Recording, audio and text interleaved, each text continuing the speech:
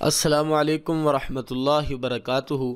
ہم نے پچھلے سبق میں حرف ندا اور منادا کے بارے میں پڑھا کہ ندا ایسا حرف ہوتا ہے کہ جس کے ذریعے سے آواز لگائی جاتی ہے اور وہ ہے یا۔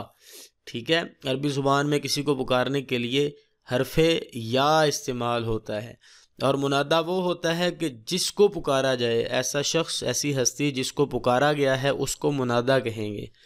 ٹھیک ہے، جیسے یا عبد اللہ، اس مثال میں یا حرف ندا ہے، عبد اللہ جو ہے منادا ہے، یا زید، اور اس مثال میں یا حرف ندا ہے، زید یہ جو ہے منادا ہے، یا موسیٰ، یا حرف ندا ہے، موسیٰ جو ہے یہ منادا ہے۔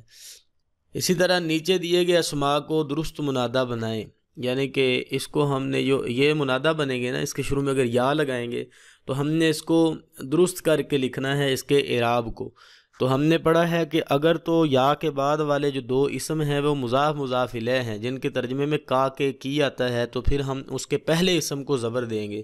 اب اس کا ترجمہ کر کے دیکھتے ہیں، عبد اللہ، اللہ کا بندہ، تو کا آ گیا، اس کا مطلب ہے یہ مرکب اضافی ہے، تو اس کے شروع میں جب یا لگائیں گے تو پہلے اسم پر کیا آ جائے گا؟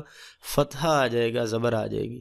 البنت، اس کے شروع میں جب ہم یا لگائیں گے تو ایتھا کا اضافہ کریں گے، کیونکہ ہم نے پڑھا ہے کہ اگر یا کے بعد آنے والا اسم مؤنث ہو اور اس کے شروع میں الف لام بھی ہو، جیسے البنت ہے، تو پھر ہم ایتھا کا اضافہ کریں گے۔ رجل، یا رجل، اس کے آخر پہ دیکھیں تنوین تھی، جب ہم نے یا لگایا تو تنوین ختم ہو گئی۔ تو یہ تھا آج کا سبق، انشاءاللہ امید ہے سبق سمجھ آیا ہوگا۔